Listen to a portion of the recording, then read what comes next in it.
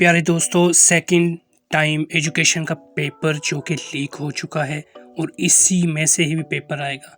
तो जल्दी कीजिए, इस पेपर को देखें और पेपर दीजिए। इंशाल्लाह आपके 100% नंबर आएंगे।